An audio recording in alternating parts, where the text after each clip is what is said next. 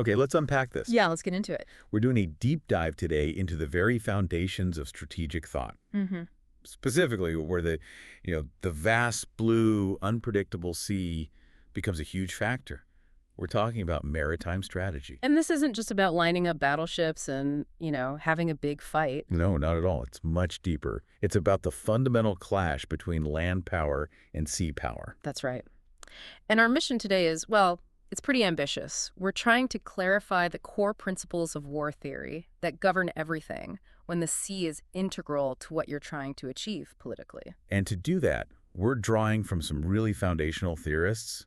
We're going to try and understand the real distinctions between land and sea strategy. And this is the crucial part, figuring out the mutual relations between the Army and the Navy in any grand plan. Because that's the core insight from the start, isn't it? That naval action alone, it almost never decides a war by itself. Almost never. People live on land. Governments rule from land. Decisions are made on land. Or they're made because of the fear of what that naval power lets the Army do, or the economic pressure it creates. Precisely. That's the distinction. Maritime strategy is the big picture. It's the grand plan that sets the policy goal and dictates how the Army and Navy have to work together. Whereas naval strategy is more tactical. Not quite tactical, but it's more specific. Naval strategy is about how you actually use the fleet to achieve the role that the grand maritime strategy has given it. Okay, so the hierarchy of thought. It is, and the strategic problem is just too intricate for simple sayings. You can't just assume that the first job of the fleet is always to go find and destroy the enemy's fleet. Even though that sounds like exactly what it should do. Sometimes it is, but sometimes its immediate duty is to secure a flank for an army or to protect an invasion, things that have to happen before it can go on that big hunt. So if we're talking about a grand strategy that dictates how land and sea forces cooperate to hit a political goal, we have to start at the top. You have to start with the man who wrote the book on it. With the father of modern strategic thought. We have to begin with Clausewitz. He laid the groundwork for everything. War is merely a manifestation of policy. The policy is the object. War is just the means. That's it. The political why has to define the military how. Always. And this is the critical moment for any general or statesman putting together a war plan, right? Absolutely. They can't just pull a successful plan off the shelf, whether it's Napoleon's or Moltke's. They have to first ask, what are we actually trying to achieve here? What is the political object? Is it taking territory? Is it regime change? Is it just scaring them off? Because if you get that first question wrong, you fall victim to what the sources call abstract theory. You get this belief that one template, one method fits all wars. And it's a disaster. Which is why the greatest and most critical decision you can make is determining the nature of the war. Yes.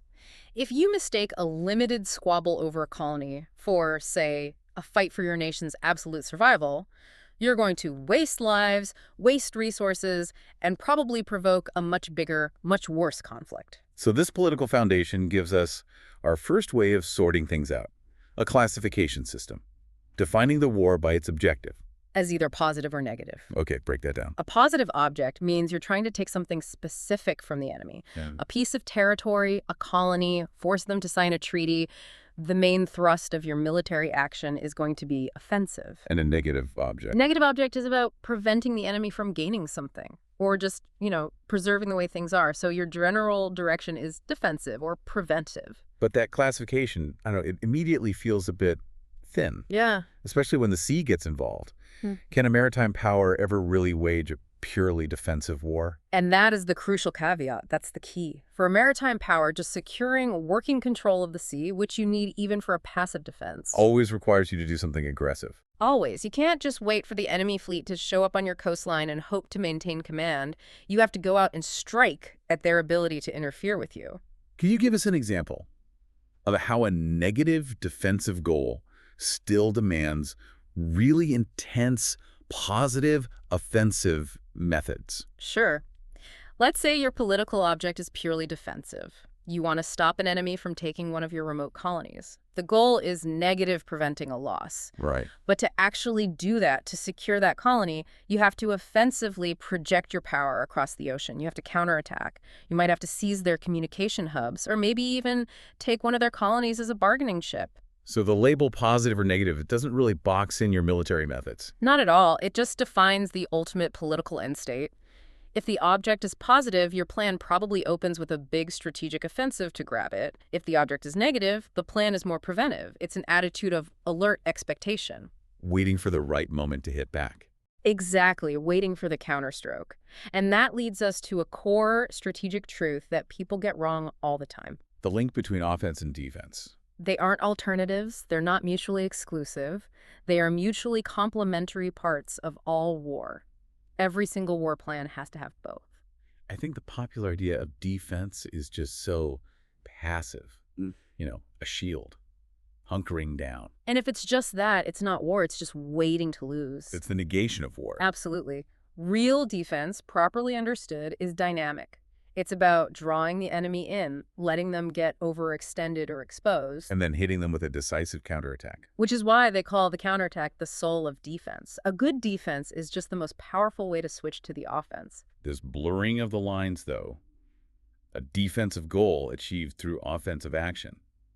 That must have caused a lot of confusion in command tents throughout history. Oh, it did. And the War of the Spanish Succession is the perfect classic example of this kind of strategic schizophrenia. Okay, so what was the goal there? For the maritime powers, Britain and the Dutch, the political object was strictly negative.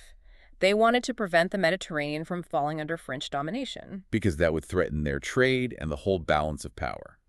A purely defensive goal. A negative defensive goal. Yeah. So you might expect them to, just set up a cautious naval patrol, a picket fence. But that's not what happened. Not at all. The method that actually worked was intensely positive.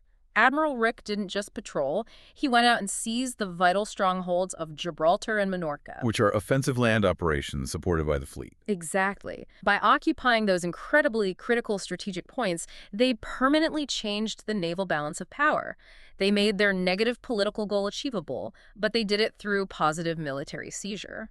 That distinction is so important. You adopt a defensive attitude when you feel you're weaker or you want to conserve your strength, but you secure your goal with offensive methods. Yes. It seems like the real value of all this political analysis isn't to put wars in neat little boxes, but to force strategists to really think about the pros and cons of offense and defense in their specific situation. That is precisely the lesson. You have to know the inherent strength of defense, its ability to save your forces and buy you time, not just so you can use it, but so you know how much power and daring your own offensive needs to have to overcome the enemy's defense. Because a good defense can let a weaker force achieve things that an offensive would just get crushed trying to do. But the second that defense becomes truly passive, the second it stops looking for that chance to strike back, it stops being war. And it becomes capitulation. The ability to shift between the two, to absorb a punch and then deliver the counterpunch,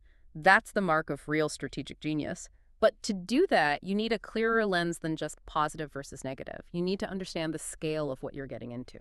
Which brings us to the second, and for maritime powers, arguably the most crucial classification. The great distinction. Limited versus unlimited war. This is so profound that Clausewitz himself only really grasped its importance late in his life.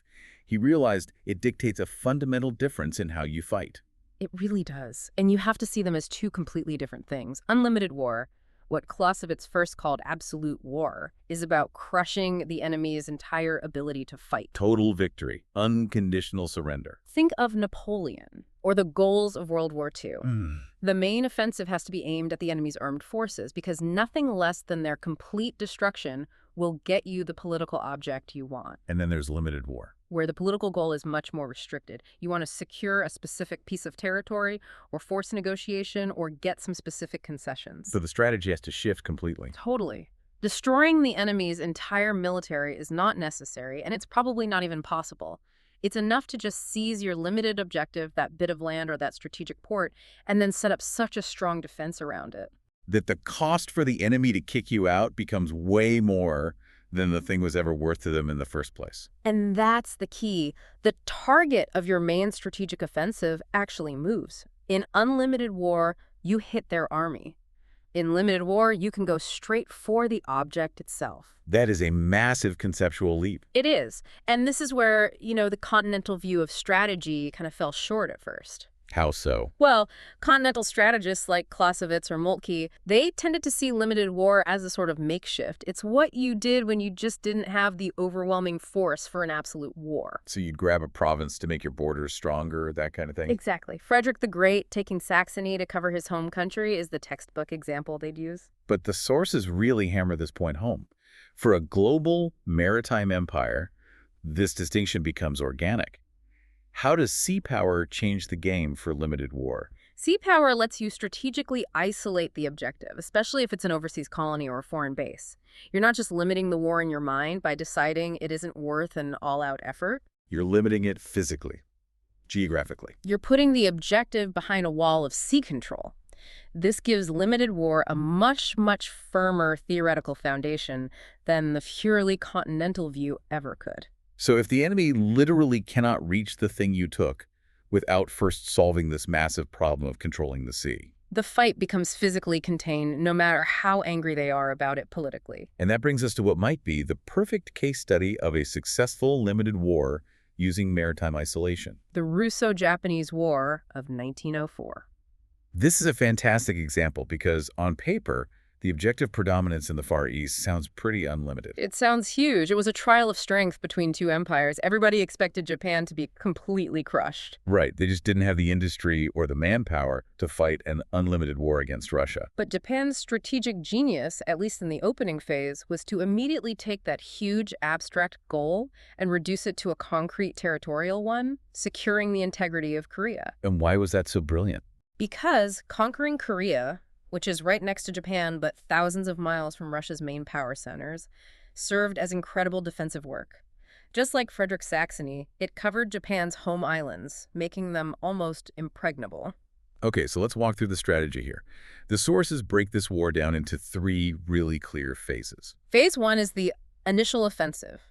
Japan did not wait to get absolute command of the sea, if they had. Russia would have had time to mobilize and prepare. Right.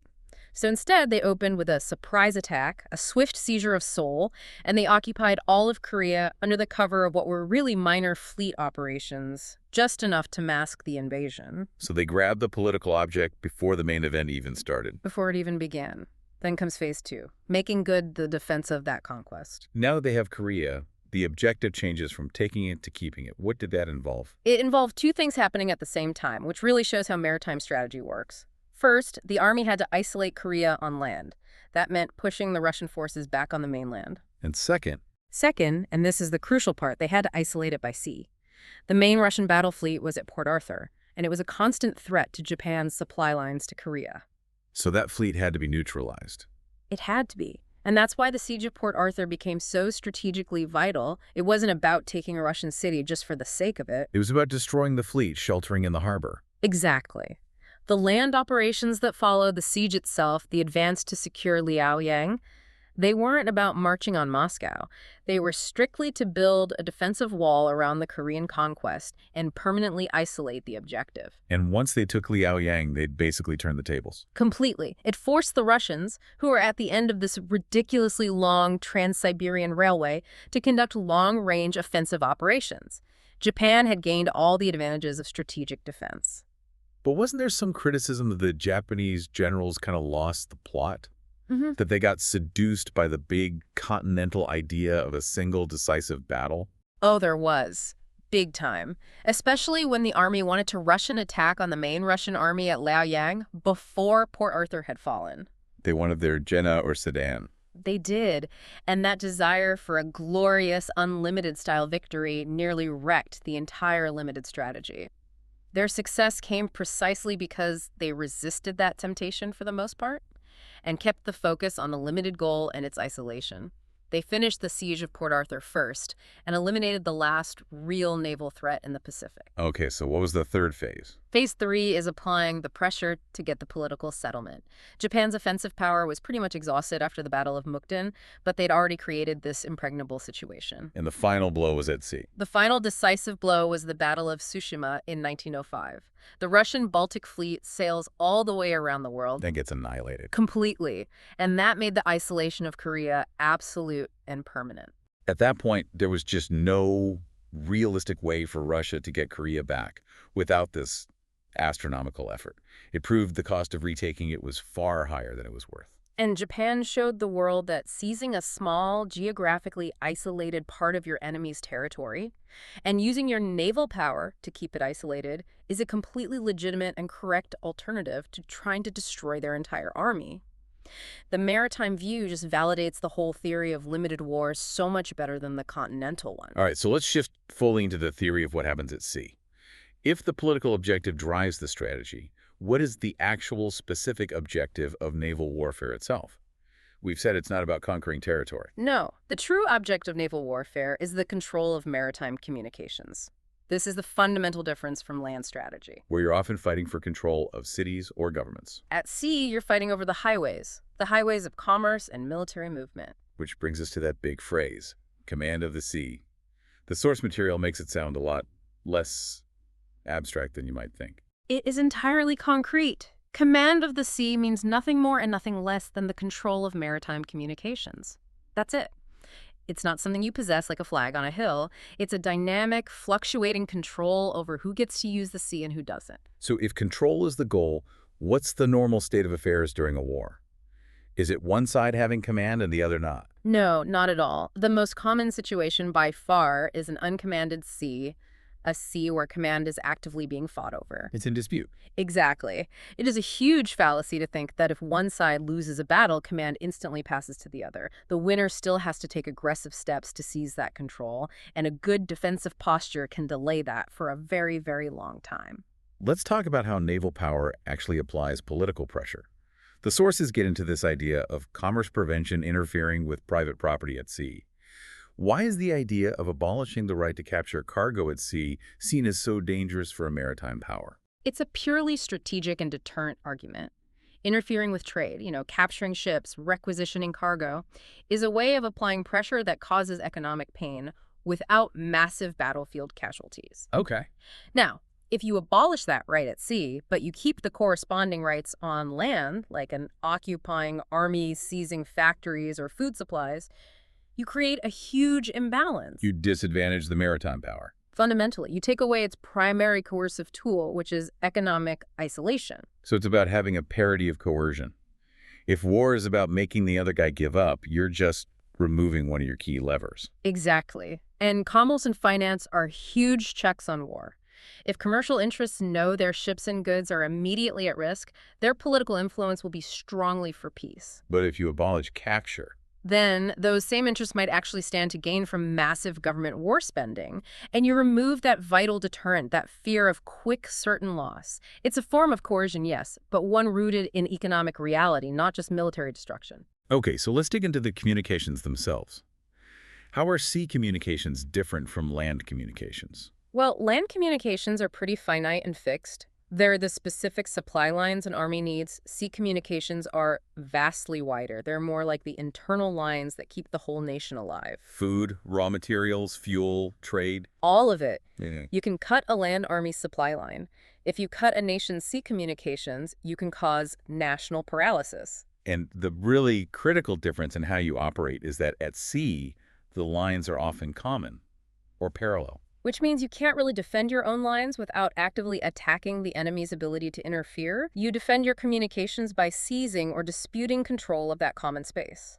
This need to fight over the common space, it led to the classic logical formula for how you organize a fleet, right? Yeah. The system under Admiral Anson. That was the pure doctrine, yes. Cruisers exercise control, and the battle fleet secures control. Explain that. The battle fleet's job was number one. Find and destroy the enemy's main means of interference, their big combat ships. Once they were gone, or bottled up in port, then the cruisers could go out and do the actual work of exercising control. Patrolling the routes, escorting convoys, basically policing the sea lanes. It's a perfect logical system. It sounds perfectly logical, but then you hit the paradox. What happens if the enemy fleet just refuses to be destroyed? If they just sit in port and avoid battle, then your battle fleet, your supposedly primary force, is stuck in a secondary and very frustrating role of just watching them. And it gets worse. It gets worse.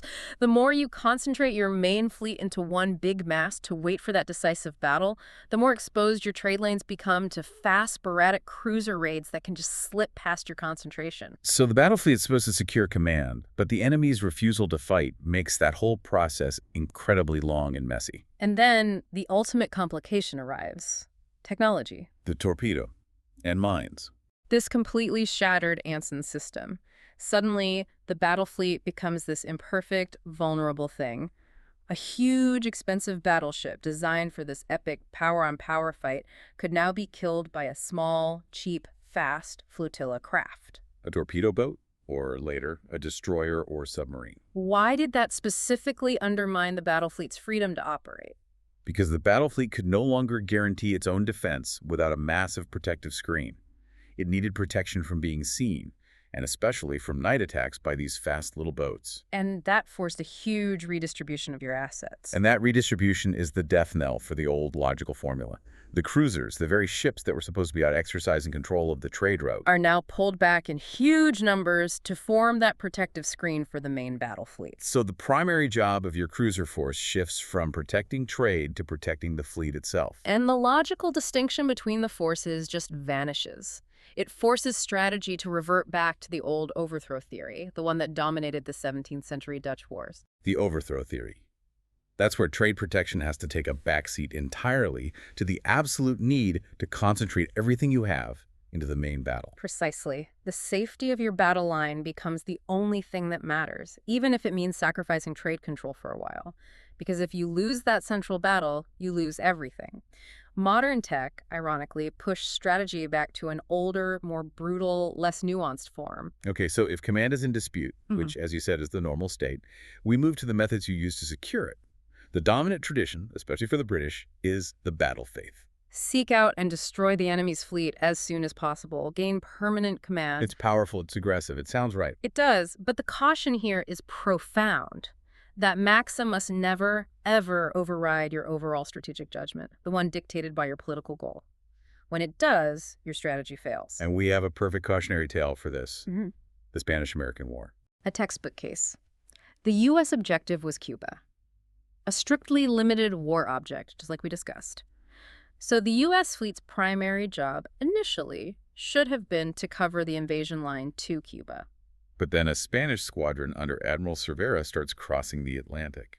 Right, and the U.S. covering force was diverted from its defensive position, protecting the Cuba line, to go seek out Cervera at Puerto Rico, where they thought he was going to land. So what was the result? They missed him entirely. Cervera slipped right past them and got to Santiago.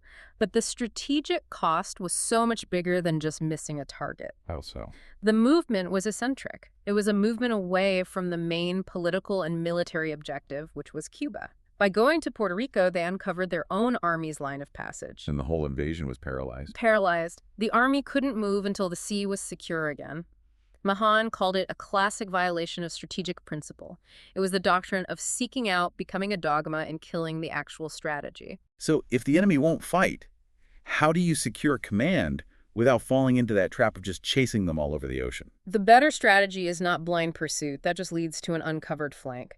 The better way is to seize a vital communication point that is so crucial to the enemy's own plan that they are forced to come out and fight you for it. So you're forcing the choice onto them instead of reacting to their choices. Absolutely. And Rooke taking Gibraltar in 1704 is the definitive example. The French fleet at Toulon refused to come out. Rooke couldn't make them. But by seizing Gibraltar, which controlled the entrance to the Mediterranean, A vital communication point for French strategy. strategical law forced the Toulon fleet to react. They had to choose. Sacrifice their policy control of the Med or sacrifice their fleet by fighting the British under bad conditions. This leads us right into Blockade. Maybe the oldest and most complex way to secure command without a big battle. The sources define it on two axes. Purpose and position. For purpose, you have a naval blockade, which is to keep an armed force in port. That's a job for battle squadrons. Then you have commercial blockade, which is about stopping trade. That's mostly a job for cruisers and smaller ships. And for the second axis, position, You have that really complex choice between a close and an open blockade. Let's start with the risks of the classic closed blockade. The close blockade, which St. Vincent perfected watching Brest, was about getting local temporary command right outside the harbor mouth, usually to stop an invasion or cover an expedition. But it was just brutally exhausting, wasn't it? Unbelievably so. St. Vincent figured a quarter of your force had to be in port at any given time just for refits and relief. But the strategic problem is even worse. It forces you into what's called an arrest of the offensive. Meaning? By sitting right outside their port, you're putting yourself on the defensive. You've seized the approaches, and now you're just waiting for them to try and break out.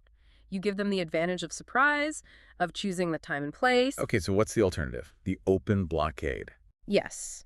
The open blockade is about taking a distant, often secret position. You're trying to lure the enemy out. The goal here is a decisive battle, to catch them before they can achieve their goal. It's much less exhausting, it keeps your ships and crews ready for battle, and it's strategically offensive, even though you're physically far away. So why did the old close blockade eventually just stop working? The wear and tear was a big part of it, but modern technology made the old style of close blockade almost impossible. It intensified all the defects of that arrested offense. And again, it's the torpedo and the mine that change the distances. Entirely. The offensive power of the enemy's torpedo flotilla, their destroyers and submarines, means you can't just park your multi-million-dollar battle squadron just outside their gun range anymore, especially not at night. The risk of being sunk by a cheap, fast attacker is just too high. So the physical limit of a modern close blockade becomes the nighttime operational range of those enemy flotilla craft, which forces your main battle squadron to sit dozens, maybe even hundreds of miles away. Which effectively turns the close blockade into an open blockade. It forces it to adopt the physical characteristics of one, yes. So if your only goal is prevention, just keeping them in port, you might still try a close principle, like the Japanese did at Port Arthur. But if your goal is to force a big fight, all the modern risks point towards the open, distant method. You accept the risk they might evade you in exchange for being in better shape for the battle when it happens. It's always a tough balance, though. It is. Pure naval strategy might want the open method to force a battle, but then the political objective intrudes again. The need to protect a trade route or cover an invasion might force you back into a closer posture, even if it means accepting all those risks. So once you've secured command, or at least you have the upper hand, you move to exercising that control, using the sea for your own goals or stopping the enemy from using it. Let's start with the ultimate defensive act, resisting an invasion. The cardinal rule here is non-negotiable. It is baked into maritime doctrine. When you are resisting an invasion, the fleet's primary objective must always be the vulnerable transports in the army they're carrying, not the enemy's covering fleet. It feels counterintuitive to the battle faith. You're telling me your big battle squadron should ignore the enemy warships and go after the wooden ships full of soldiers? Absolutely.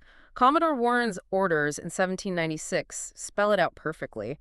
He was told to run down or destroy the enemy transports first before engaging the escorting warships. Why? Because the army, when it's packed onto those transports, is the enemy's center of gravity, and it's the easiest target you will ever have. The warships are just the shield. You attack the thing being shielded. And this is the principle that breaks what the sources call the vicious circle of invasion. Explain the circle, because it really shows why big land powers have historically failed to invade across the sea against a good naval defense. Okay, so the premise is that any serious invasion has to be attempted over an uncommanded sea. If you fully commanded it, you wouldn't need a huge invasion. If you'd fully lost it, you couldn't invade at all. So the invader is faced with two horrible choices. Choice number one. You try to force a passage with a massive, overwhelming escort for your transports. And that choice is strategically fatal. A huge convoy of transports and warships is the slowest, most clumsy, most vulnerable thing in warfare. The defender's strategy, based on the rule we just discussed, is simple. They ignore your warships and they target your transports. Which forces the invader's big escorting fleet to fight a defensive battle at a disadvantage. Right. They have to protect the vulnerable army, which cramps their ability to maneuver and dictates their position, even if they're stronger. The Spanish Armada is the classic result of this choice. Okay, so what's choice number two? The invader tries to separate their forces. They send the army on one route and use their main battle fleet on a separate covering route, hoping to draw off the defender's main fleet. This is just as bad. The defender immediately uses a duel strategy. They use a flotilla, blockade, mines, destroyers, submarines to pin down the invasion ports, and they have a strong covering battle fleet waiting strategically just offshore. So to break through that flotilla, the invader needs a battle squadron. Right. And if they split their fleet to sneak an escort through, our covering fleet can defeat their separated parts one by one, and if they bring their whole battle fleet up to escort the transports, They're right back to the first fatal option. A huge, clumsy mass that's vulnerable to attack. It sounds completely inescapable. it pretty much is, as long as the defender keeps their fleet mobile and is willing to prioritize those transports. And modern technology only makes this defensive strength greater. Mines, more powerful flotillas, they make a surprise attack on a major port almost impossible. You can really see why someone like Napoleon, after years of planning across the English Channel, was just so monumentally frustrated. The sea just refused to play by the rules of continental warfare, no matter how many battalions he had waiting on the coast. It's a massive strategic force multiplier for the defense, and it's all rooted in how vulnerable things are when they're in transit at sea. Okay, next, let's look at the war on commerce. We've said that attacking trade is usually a sign of strategic inferiority. Right. If a power had superiority, its main goal would be securing command through a major battle. Commerce raiding is the secondary, often desperate measure, and its effectiveness is limited by what we call the paradox of fertility. The paradox being that the places where attacking trade is most profitable are also the easiest places to defend. Exactly. Commerce is most fertile at the focal points, the big terminal ports, the mouths of major shipping channels like the English Channel, strategic choke points. Where ships are all crowded together. Because those areas are few and narrow, you can hold them with relatively concentrated forces like battle squadrons and cruisers. But out on the vast, open ocean, the trade routes are infertile. The ships are all dispersed. Attacking them is sporadic, and it burns a lot of resources for the raider. This defined the old system of trade defense. You had defended terminal areas, like the Western Squadron holding the mouth of the channel, and then you used convoy escorts for the long, infertile, open routes. And again, modern shifts have largely favored the defense of trade over the offense.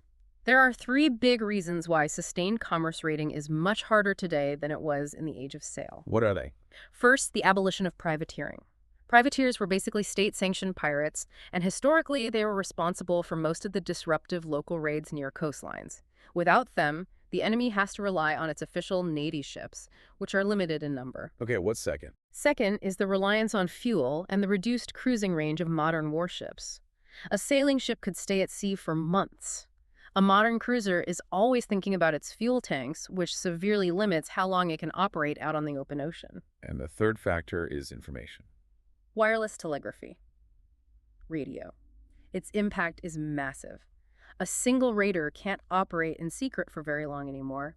If a merchant ship gets attacked, even if it's captured, it often has time to send out a single wireless message. And that brings down the wrath of every patrol vessel in the area. And it warns every other ship on that route. It forces the attacker to constantly move, and it just kills their staying power. It makes it incredibly hard to make a meaningful percentage impression on the enemy's total volume of trade.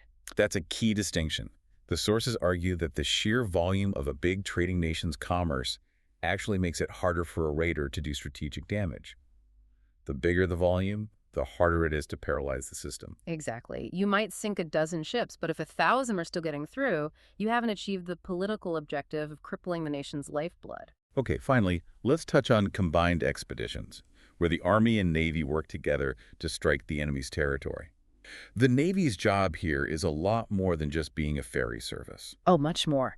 The Navy's duty involves deep, localized support right at the destination. They're providing sailors as infantry, boats, heavy guns, securing the landing zone, and, crucially, guaranteeing a safe line of retreat if the landing goes wrong. But this creates a major dilemma for the naval staff, right? Right. About where to put the covering squadron. A huge dilemma. It's a conflict between operational security and tactical support. Explain that. The ideal position for a covering squadron, the one that's there to stop the enemy's main fleet from interrupting the landing, is distant from the landing beach. This gives the squadron room to maneuver and fight without worrying about running aground or getting tangled up in the landing logistics. But the ideal position for actually supporting the troops on the beach, providing gunfire support landing parties, is right up close. So the commander has to make a choice based on balancing the risk. Is the greater, more immediate danger coming from the sea, which means you need a distant, free-ranging battle squadron? Or is it on the land, meaning you need to bring the ships in close for fire support? The overriding concern has to be the independence of that covering fleet, though. It must be. It has to act like a free field army covering a siege. It cannot get so bogged down in supporting the landing that it can't immediately break off and fight a pure naval action if the enemy's main fleet shows up. And lastly, the unique strategic value of these amphibious forces is their power to create feints and diversions. Their mobility, secrecy, and speed make it extremely hard for an enemy to tell a real attack from a fake one that's just designed to pull defenders away from the real target. You see it with commanders like Drake at San Domingo or Saunders at Quebec, using demonstrations to draw forces away. So strategically, a small amphibious force acting as a diversion can tie down enemy forces that are way larger than the attacking group itself. It's pure negative value, but it's incredibly powerful. Napoleon himself admitted this. He said the threat of British coastal raids could paralyze 300,000 of my army because he always had to leave troops guarding the coasts against potential landings. Its value is in stopping the enemy from concentrating his forces where he really needs them. So after this deep dive, it seems like we've come full circle, realizing that all strategy, whether on land or at sea, is fundamentally dictated by political ends. The sea is just the unique mechanism, the control of communications through which you can achieve those ends. I think so. If you look back at everything we've talked about, true maritime strategy gets that the goal is rarely the physical destruction of the enemy for its own sake. The goal is to secure a superior position from which you can control the lines of national life. And by doing that, you compel the enemy to give up on their political goal. And that brings us back to that crucial insight for any commander who's facing an enemy that won't come out and fight. The simple, naked maxim of seeking out and destroying can often be counterproductive. It can lead to an eccentric movement, a wild goose chase, a blow in the air. So the final provocative thought we want to leave you with is this. 9 times out of 10, the most effective way to force an enemy's battle fleet into action isn't to chase them wildly across the ocean. It's to seize a position, a focal point, an overseas objective, a strategic port that controls communications that are vital to their political plan. By doing that, you force them to make a terrible choice. Sacrifice their policy or sacrifice their fleet. And you let your strategy force the battle, but on your terms.